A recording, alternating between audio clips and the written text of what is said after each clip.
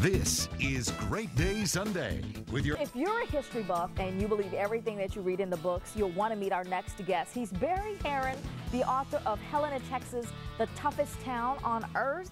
Good to talk with you this morning, Barry. I'm excited for the most part because I know you were born and raised in New York. How did you get interested in Helena, Texas, first of all?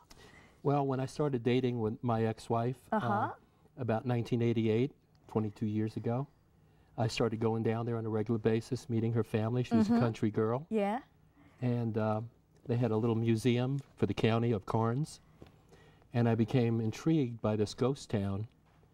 And as I start to get involved in reading hundreds of documents, books, and doing metal detecting and digging in these rattlesnake-infested areas, I started to discover that the history I read in all these books was not quite accurate. It was a little different than some of the things you'd read. A lot of sugarcoating. So tell me how long it took you to put the book together, the research, the digging up of all the information.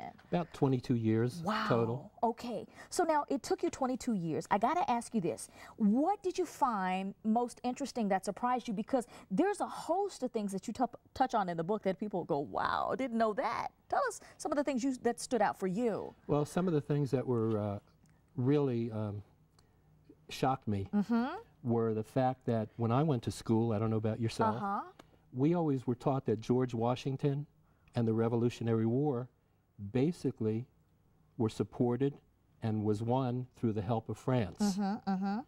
My research, which I have in the book, have a whole chapter on that, is that in reality it was the Spanish and Texas Hispanics who actually provided the support that broke the back of the British Empire.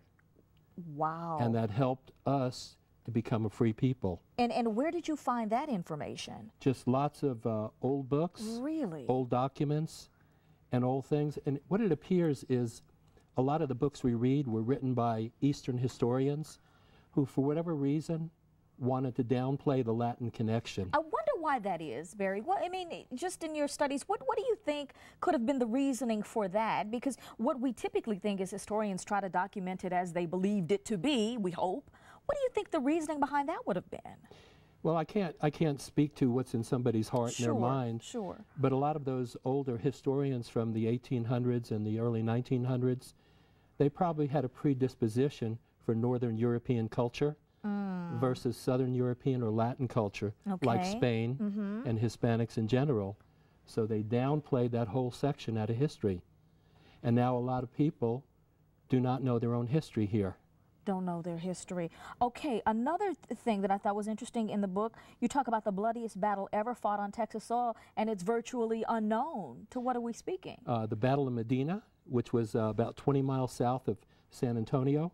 And the reason I have it in the book is because one of the big characters from that battle, only 100 lived out of 1,400 fighting the Spanish. They absolutely were decimated. And one of those characters became one of the biggest outlaws in South Texas, and his children, one of the Taylor gang, the Taylor-Sutton Feud. Wow. And his family had a ranch in Helena.